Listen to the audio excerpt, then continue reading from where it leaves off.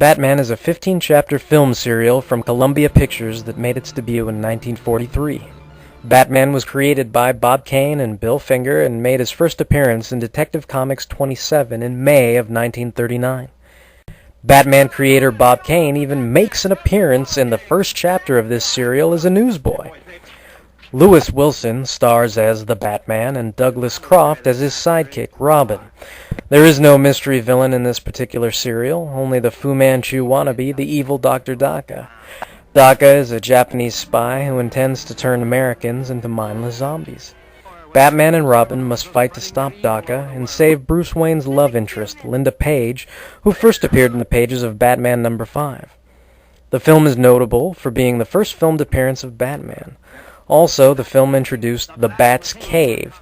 In Detective Comics 83, the name was altered to the Bat Cave for use in the comic books, along with the grandfather clock entrance. Also, while the introduction of the comic Alfred in Batman 16 was overweight and clean-shaven prior to the serial's release, William Austin, who plays Wayne's faithful butler, Alfred, was trim and sported a thin mustache. So, again, in Detective Comics 83, the comic Alfred's appearance was altered to match that of Austin's, and remains the same to this day. My word. Let's go. No attempt was made to create a bona fide Batmobile, so a black Cadillac was used by Bruce Wayne and Dick Grayson, as well as Batman and Robin. Alfred would chauffeur the dynamic duo in both identities. But to be fair, in the original comics, Batman drove around in several lackluster cars. It wasn't until 1941 that the Batmobile became more defined than a red car with a hood ornament.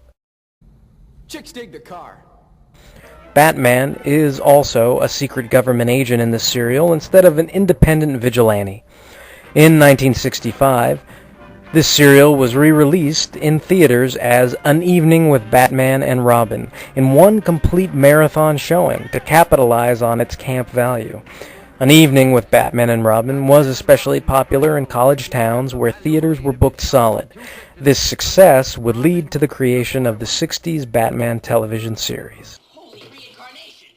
My first exposure to this version of Batman would have to be with the Good Times VHS release in 1990, shortly after the 1989 Tim Burton Batman film.